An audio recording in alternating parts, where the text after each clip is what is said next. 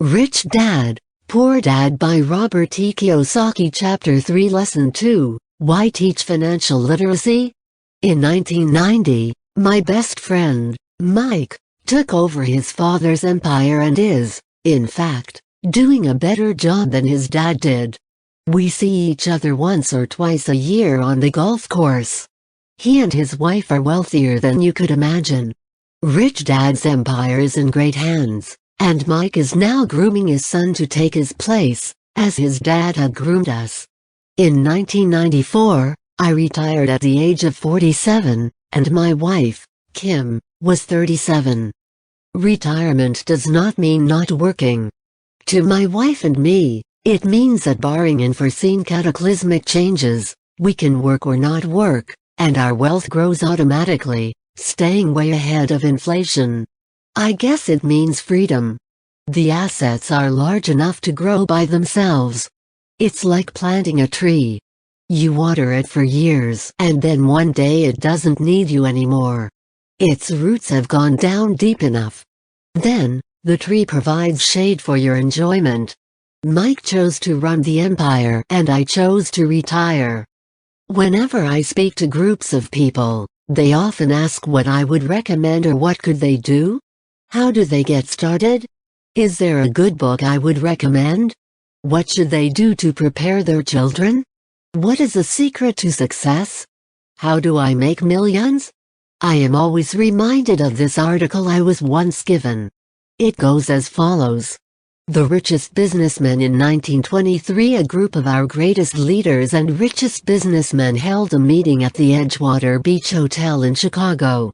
Among them were Charles Schwab, head of the largest independent steel company; Samuel and Still, president of the world's largest utility; Howard Hobson, head of the largest gas company; Iver Kreuger, president of the International Match Company, one of the world's largest companies at that time; Leon Fraser, president of the Bank of International Settlements; Richard Whitney, president of the New York Stock Exchange; Arthur Cotton and Jesse Livermore, two of the biggest stock speculators; and Albert Fall, a member of President Harding's cabinet.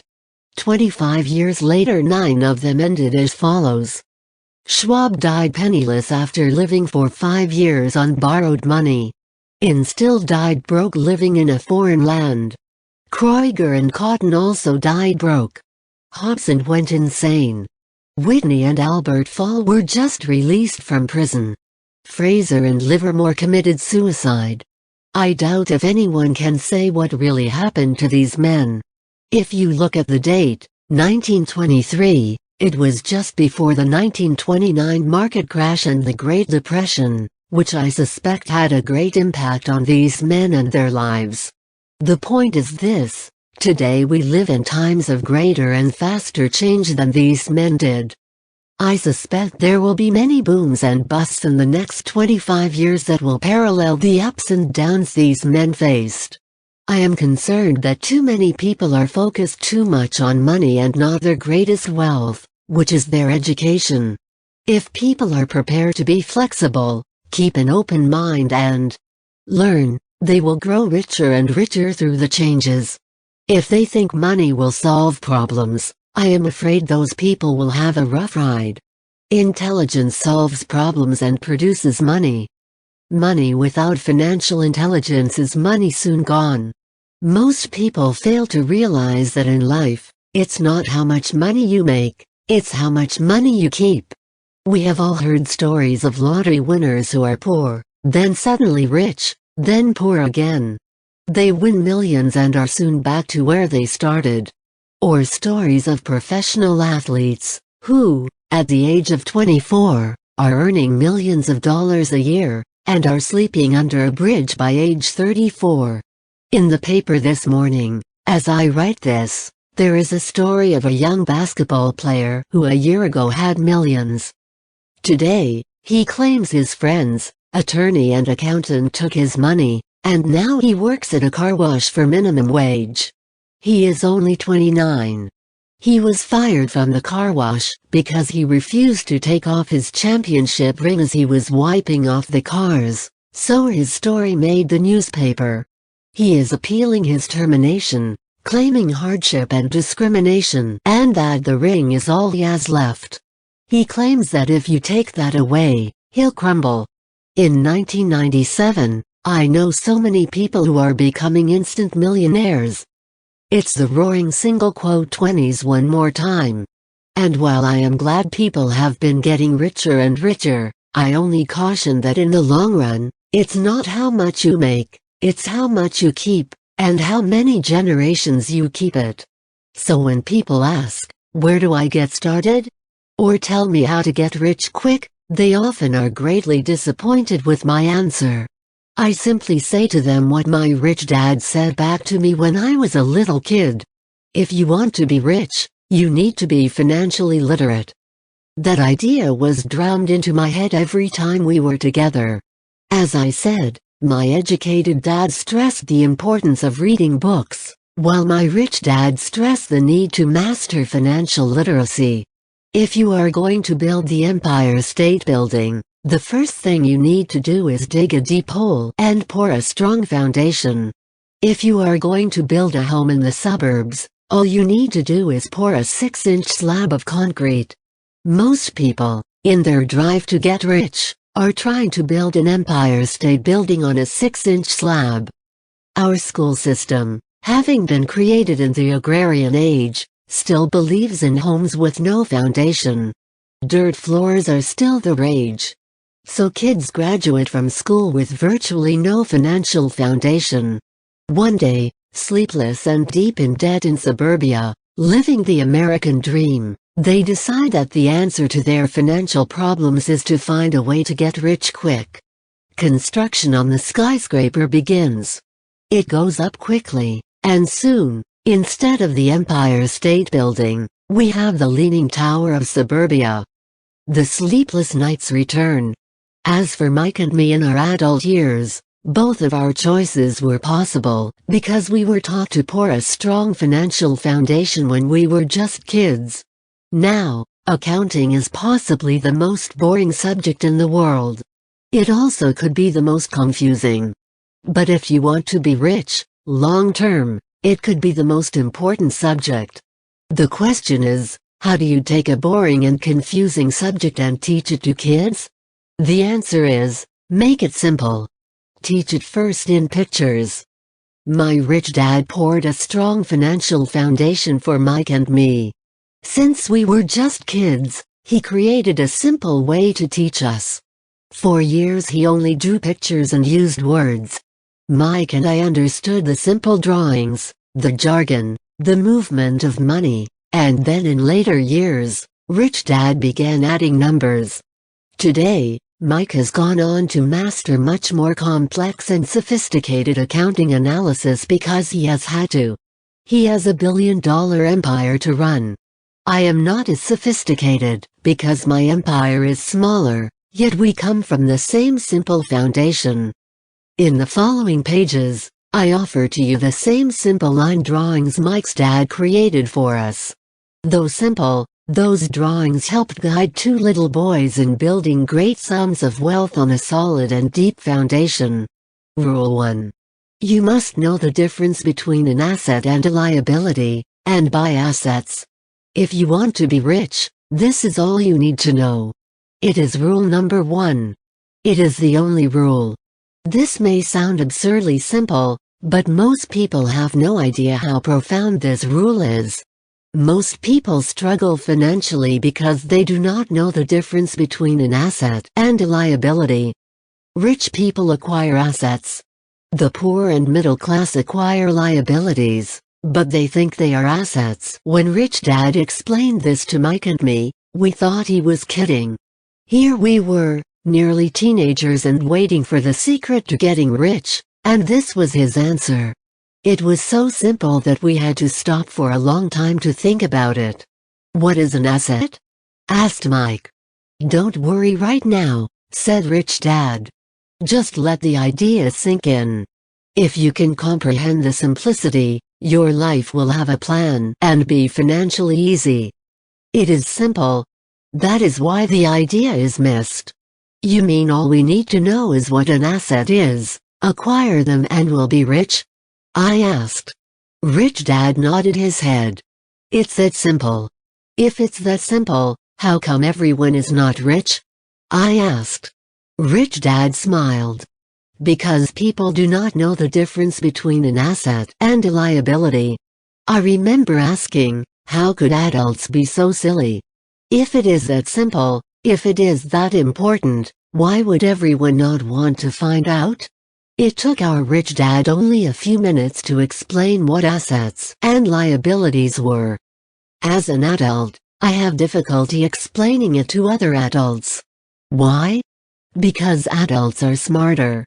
In most cases, the simplicity of the idea escapes most adults, because they have been educated differently. They have been educated by other educated professionals, such as bankers, accountants, real estate agents, financial planners, and so forth. The difficulty comes in asking adults to unlearn, or become children again.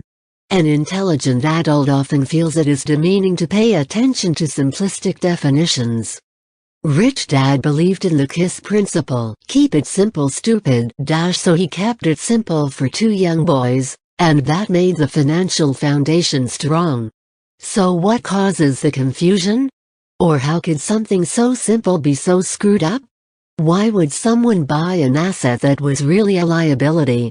The answer is found in basic education. We focus on the word literacy and not financial literacy.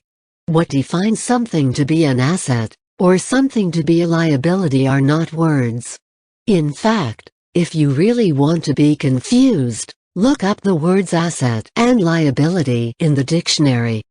I know the definition may sound good to a trained accountant, but for the average person it makes no sense. But we adults are often too proud to admit that something does not make sense. As young boys, Rich Dad said, what defines an asset is not words but numbers. And if you cannot read the numbers, you cannot tell an asset from a hole in the ground. In accounting, Rich Dad would say, it's not the numbers, but what the numbers are telling you. It's just like words. It's not the words, but the story the words are telling you. Many people read, but do not understand much. It's called reading comprehension. And we all have different abilities when it comes to reading comprehension. For example, I recently bought a new VCR. It came with an instruction book that explained how to program the VCR. All I wanted to do was record my favorite TV show on Friday night. I nearly went crazy trying to read the manual. Nothing in my world is more complex than learning how to program my VCR. I could read the words, but I understood nothing. I get an A for recognizing the words. I get an F for comprehension. And so it is with financial statements for most people. If you want to be rich, you've got to read and understand numbers. If I heard that once, I heard it 1,000 times from my rich dad. And I also heard, the rich acquire assets and the poor and middle class acquire liabilities. Here is how to tell the difference between an asset and a liability. Most accountants and financial professionals do not agree with the definitions, but these simple drawings were the start of strong financial foundations for two young boys. To teach pre-teen boys, Rich Dad kept everything simple, using as many pictures as possible, as few words as possible, and no numbers for years. This is the cash flow pattern of an asset. The above box is an income statement, often called a profit and loss statement. It measures income and expenses. Money in and money out. The bottom diagram is the balance sheet. It is called that because it is supposed to balance assets against liabilities. Many financial novices don't know the relationship between the income statement and the balance sheet. That relationship is vital to understand. The primary cause of financial struggle is simply not knowing the difference between an asset and a liability. The cause of the confusion is found in the definition of the two words. If you want a lesson in confusion, Simply look up the words asset and liability in the dictionary. Now it may make sense to trained accountants, but to the average person, it may as well be written in Mandarin. You read the words and the definition, but true comprehension is difficult. So as I said earlier, my rich dad simply told two young boys that assets put money in your pocket. Nice, simple and usable. This is cash flow pattern of a liability. Now that assets and liabilities have been defined through pictures, it may be easier to understand my definitions in words. An asset is something that puts money in my pocket. A liability is something that takes money out of my pocket. This is really all you need to know. If you want to be rich, simply spend your life buying assets. If you want to be poor or middle class, spend your life buying liabilities. It's not knowing the difference that causes most of the financial struggle in the real world. Illiteracy, both in words and numbers, is the foundation of financial struggle. If people are having difficulties financially, there is something that they cannot read, either in numbers or words. Something is misunderstood. The rich are rich because they are more literate in different areas than people who struggle financially. So if you want to be rich and maintain your wealth, it's important to be financially literate, in words as well as numbers. The arrows in the diagrams represent the flow of cash, or cash flow. Numbers alone really mean little. Just as words alone mean little. It's the story that counts. In financial reporting, reading numbers is looking for the plot, the story. The story of where the cash is flowing. In 80% of most families, the financial story is a story of working hard in an effort to get ahead. Not because they don't make money, but because they spend their lives buying liabilities instead of assets. For instance, this is the cash flow pattern of a poor person, or a young person still at home. Job greater than expenses asset liability. This is the cash flow pattern of a person in the middle class. Job greater than expenses asset liability. This is the cash flow pattern of a wealthy person. Assets greater than income liabilities. All of these diagrams were obviously oversimplified. Everyone has living expenses, the need for food, shelter and clothing. The diagrams show the flow of cash through a poor, middle class or wealthy person's life.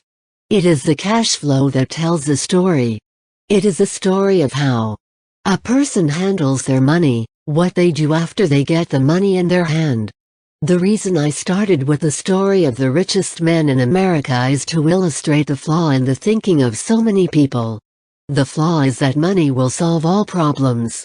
That is why I cringe whenever one hear people ask me how to get rich quicker. Or where do they start? I often hear, I'm in debt so I need to make more money. But more money will often not solve the problem. In fact, it may actually accelerate the problem. Money often makes obvious our tragic human flaws. Money often puts a spotlight on what we do not know. That is why, all too often, a person who comes into a sudden windfall of cash, let's say an inheritance, a pay raise or lottery winnings, soon returns to the same financial mess, if not worse than the mess they were in before they received the money. Money only accentuates the cash flow pattern running in your head. If your pattern is to spend everything you get, most likely an increase in cash will just result in an increase in spending.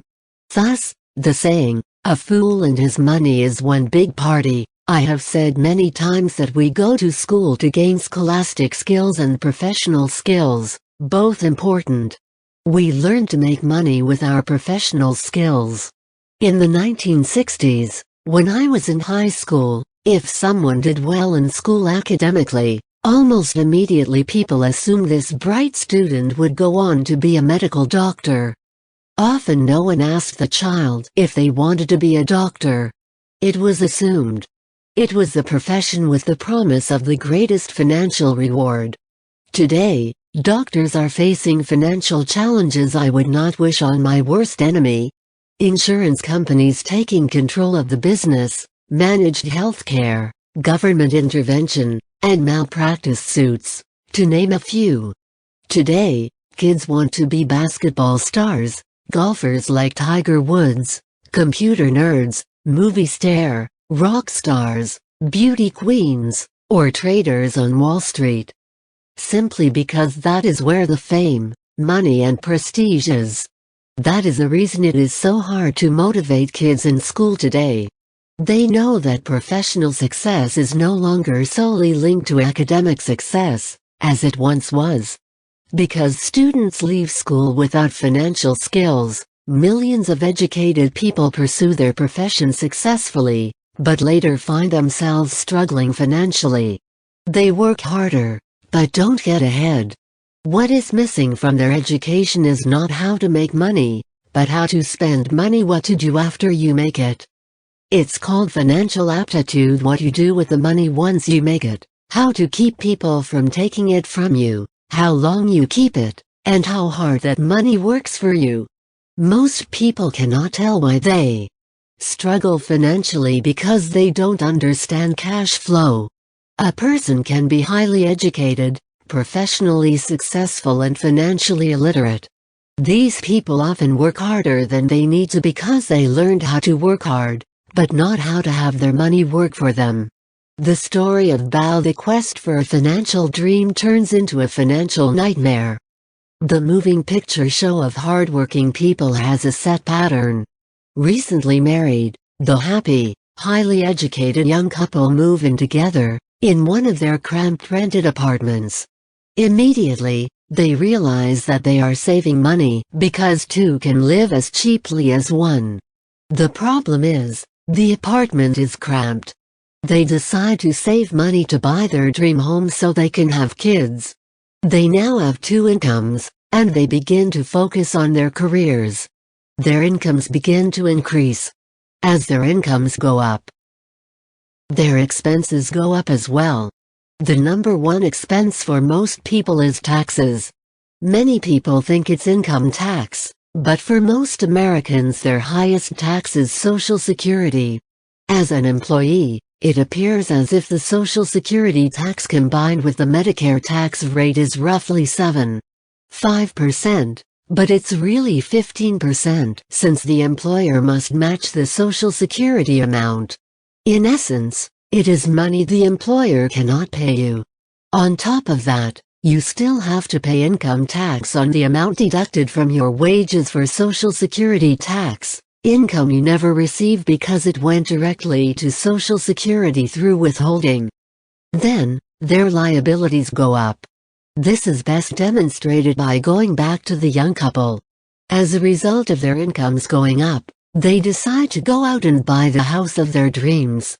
Once in their house, they have a new tax, called property tax. Then, they buy a new car, new furniture and new appliances to match their new house.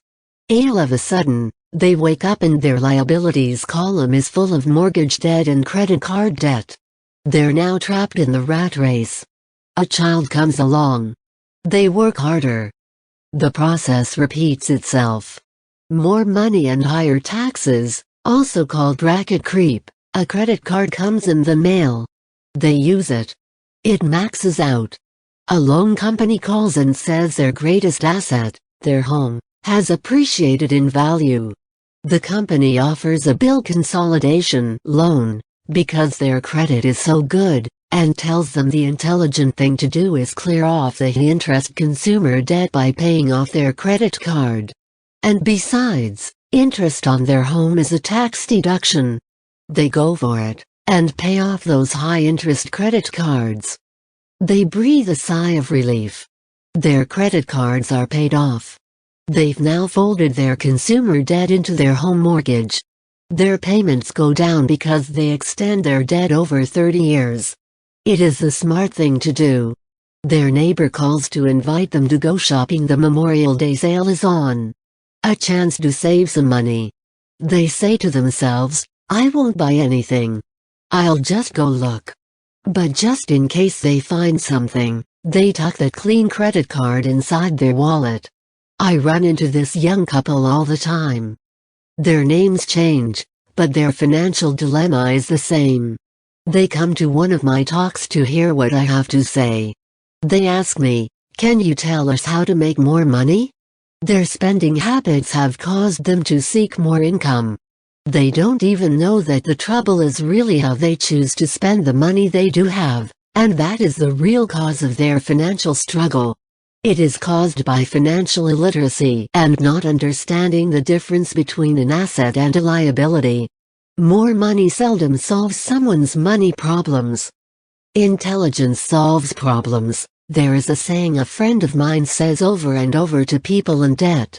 If you find you have dug yourself into a hole, stop digging. As a child, my dad often told us that the Japanese were aware of three powers. The power of the sword, the jewel and the mirror. The sword symbolizes the power of weapons. America has spent trillions of dollars on weapons and, because of this, is the supreme military presence in the world. The jewel symbolizes the power of money. There is some degree of truth to the saying, remember the golden rule. He who has the gold makes the rules. The mirror symbolizes the power of self-knowledge. This self-knowledge, according to Japanese legend, was the most treasured of the three. The poor and middle class all often allow the power of money to control them. By simply getting up and working harder, failing to ask themselves if what they do makes sense, they shoot themselves in the foot as they leave for work every morning. By not fully understanding Nayani, the vast majority of people allow the awesome power of money to control them. The power of money is used against them. If they used the power of the mirror, they would have asked themselves, does this make sense? All too often, instead of trusting their inner wisdom, that genius inside of them, most people go along with the crowd. They do things because everybody else does it. They conform rather than question. Often, they mindlessly repeat what they have been told. Ideas such as diversify or your home is an asset. Your home is your biggest investment. You get a tax break for going into greater debt. Get a safe job. Don't make mistakes. Don't take risks. It is said that the fear of public speaking is a fear greater than death for most people. According to psychiatrists, the fear of public speaking is caused by the fear of ostracism, the fear of standing out, the fear of criticism, the fear of ridicule, the fear of being an outcast. The fear of being different prevents most people from seeking new ways to solve their problems. That is why my educated dad said the Japanese valued the power of the mirror the most, for it is only when we as humans look into the mirror do we find truth. And the main reason that most people say play it safe is out of fear. That goes for anything, be it sports, relationships, career, money. It is that same fear, the fear of ostracism, that causes people to conform and not question commonly accepted opinions or popular trends. Your home is an asset. Get a bill consolidation loan and get out of debt. Work harder. It's a promotion. Someday I'll be a vice president. Save money. When? Get a raise. I'll buy us a bigger house. Mutual funds are safe. Tickle Me Elmo dolls are out of stock, but I just happen to have one in back that another customer has not come by for yet. Many great financial problems are caused by going along with the crowd and trying to keep up with the Joneses. Occasionally, we all need to look in the mirror and be true to our inner wisdom rather than our fears. By the time Mike and I were 16 years old, we began to have problems in school. We were not bad kids. We just began to separate from the crowd. We worked for Mike's dad after school and on the weekends. Mike and I often spent hours after work just sitting at a table with his dad while he held meetings with his bankers, attorneys, accountants, brokers, investors, managers and employees. Here was a man who had left school at the age of 13, now directing, instructing, ordering and asking questions of educated people. They came at his beck and call, and cringed when he did not approve of them. Here was a man who had not gone along with the crowd. He was a man who did his own thinking and detested the words, "We have to do it this way because that's the way everyone else does it."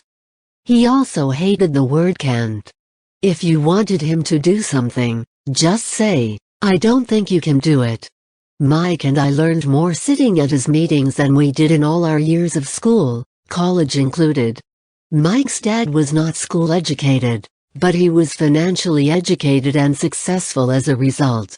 He used to tell us over and over again, "An intelligent person hires people who are more intelligent than they are." So Mike and I had the benefit of spending hours listening to and, in the process, learning from intelligent people. But because of this, both Mike and I just could not go along with the standard dogma that our teachers preached, and that caused the problems. Whenever the teacher said, "If you don't get good grades, you won't do well in the real world," Mike and I just raised our eyebrows.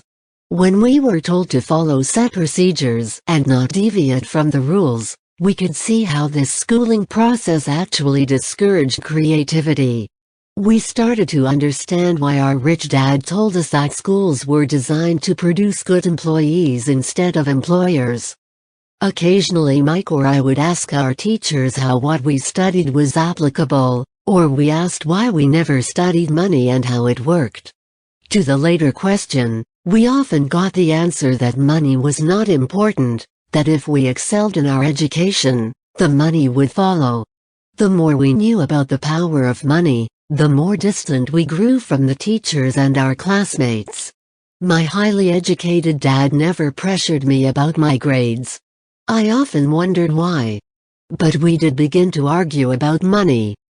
By the time I was 16, I probably had a far better foundation with money than both my mom and dad.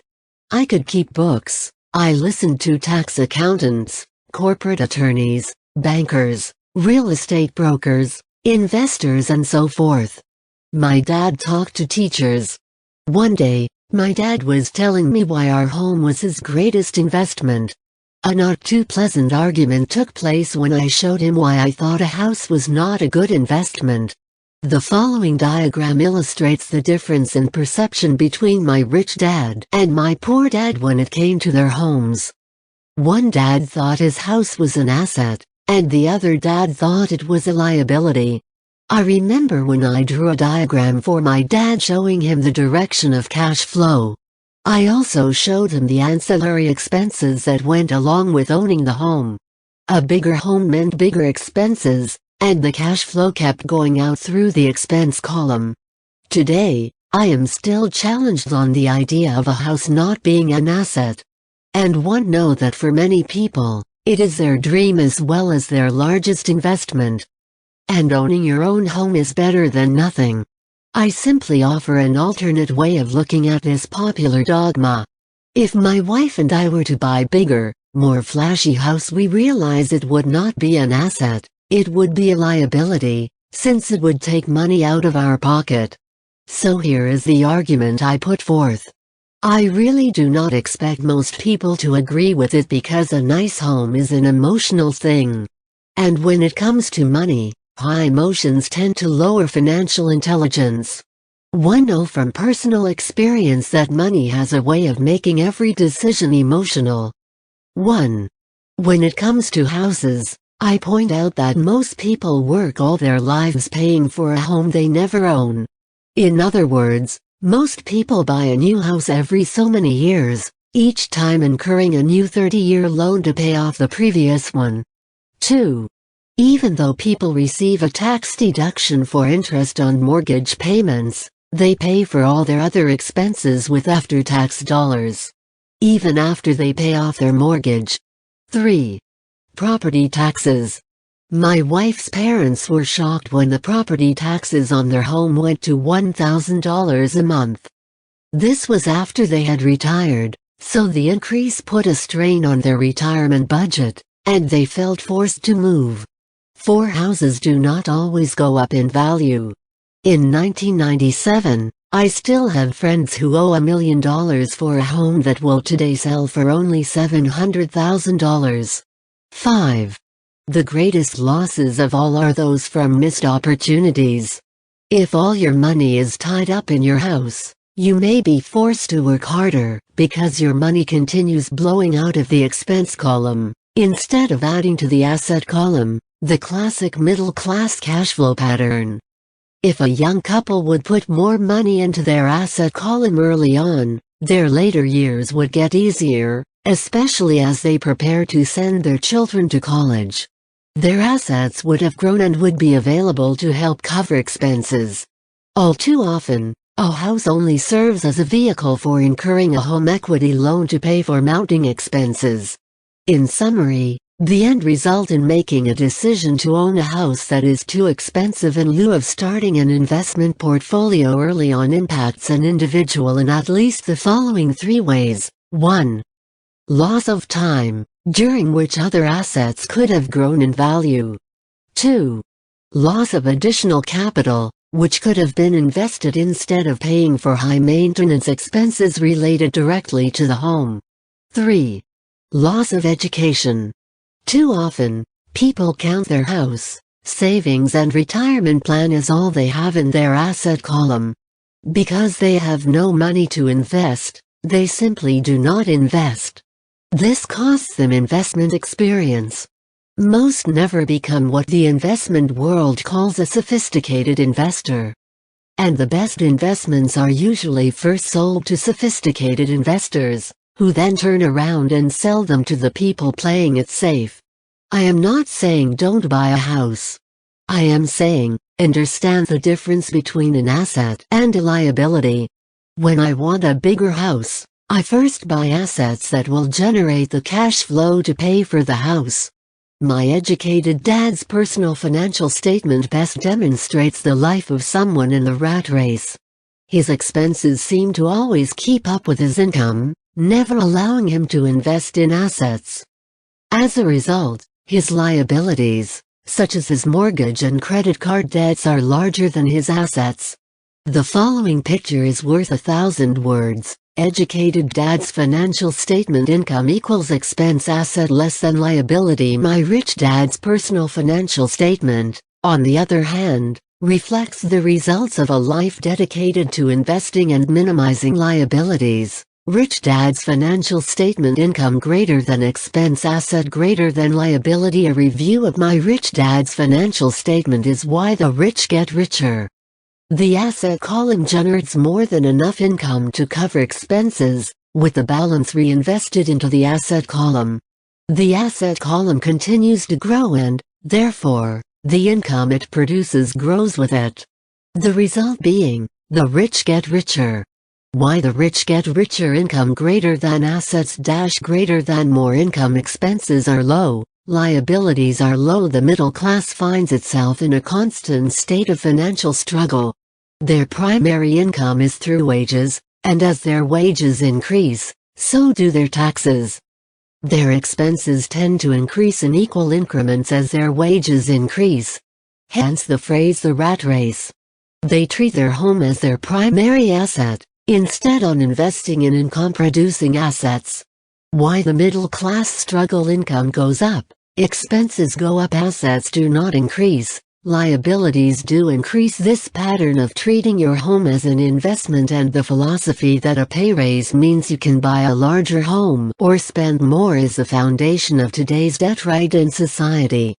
This process of increased spending throws families into greater debt and into more financial uncertainty, even though they may be advancing in their jobs and receiving pay raises on a regular basis.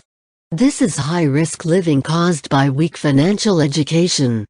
The massive loss of jobs in the 1990s, the downsizing of businesses has brought to light how shaky the middle class really is financially. Suddenly, company pension plans are being replaced by 401k plans.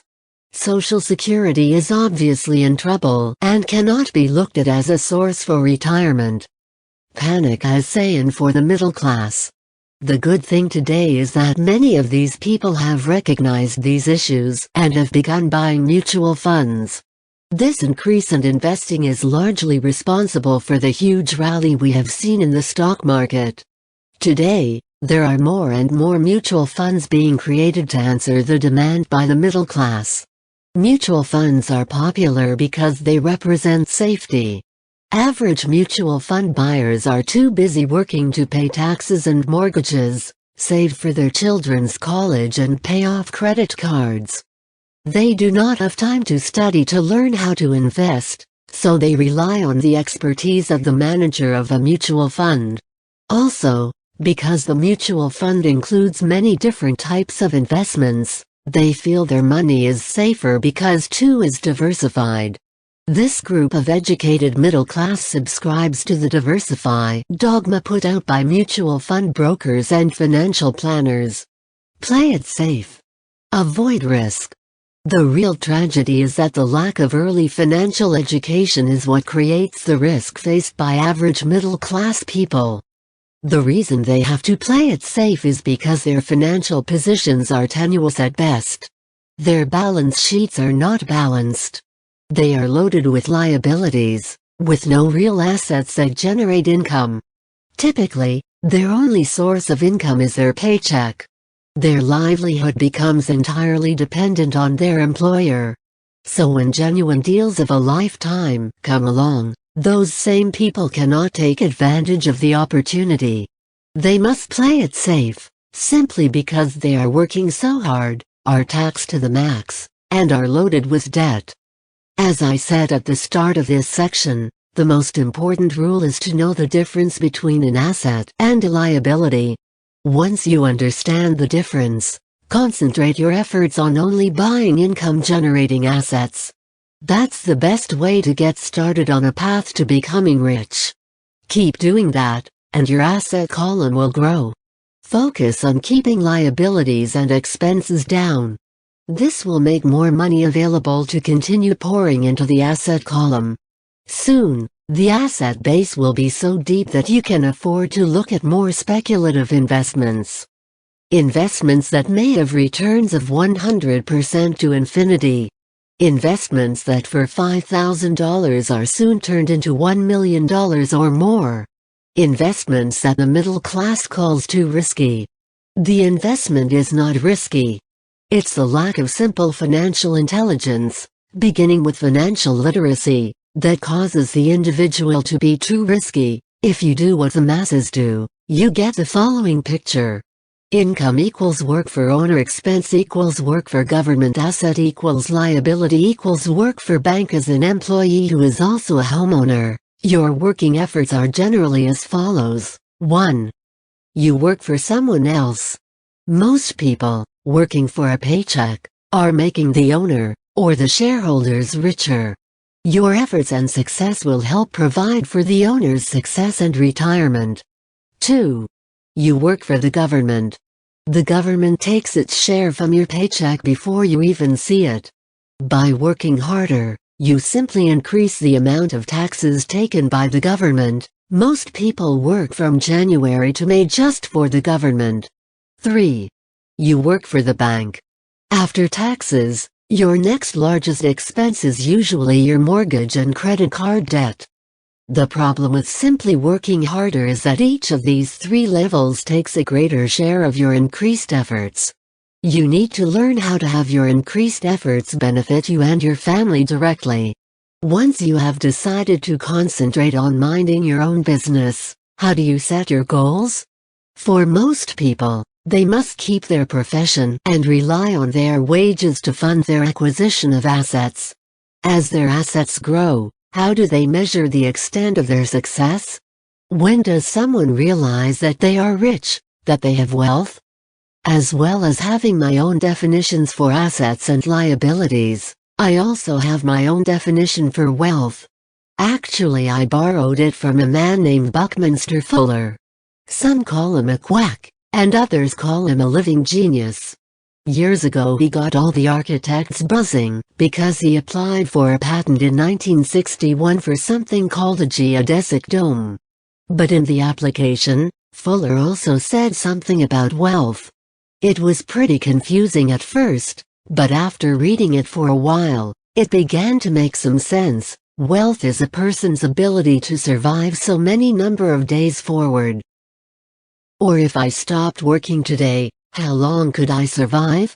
Unlike net worth, the difference between your assets and liabilities, which is often filled with a person's expensive junk and opinions of what things are worth, this definition creates the possibility for developing a truly accurate measurement. I could now measure and really know where I was in terms of my goal to become financially independent. Although net worth often includes these non-cash producing assets, like stuff you bought that now sits in your garage, wealth measures how much money your money is making and, therefore, your financial survivability. Wealth is the measure of the cash flow from the asset column compared with the expense column. Let's use an example. Let's say I have cash flow from my asset column of SJ000 a month. And I have monthly expenses of $52,000. What is my wealth? Let's go back to Buckminster Fuller's definition. Using his definition, how many days forward can I survive? And let's assume a 30-day month. By that definition, I have enough cash flow for half a month. When I have achieved $2,000 a month cash flow from my assets, then I will be wealthy. So I am not yet rich, but I am wealthy. I now have income generated from assets each month that fully cover my monthly expenses. If I want to increase my expenses, I first must increase my cash flow from assets to maintain this level of wealth. Take notice that it is at this point that I no longer am dependent on my wages. I have focused on and been successful in building an asset column that has made me financially independent. If I quit my job today, I would be able to cover my monthly expenses with the cash flow from my assets. My next goal would be to have the excess cash flow from my assets reinvested into the asset column. The more money that goes into my asset column, the more my asset column grows. The more my assets grow, the more my cash flow grows. And as long as I keep my expenses less than the cash flow from these assets, I will grow richer, with more and more income from sources other than my physical labor. As this reinvestment process continues, I am well on my way to being rich. The actual definition of rich is in the eye of the beholder. You can never be too rich. Just remember this simple observation: the rich buy assets. The poor only have expenses. The middle class buys liabilities they think are assets. So how do I start minding my own business? What is the answer? Listen to the founder of McDonald's,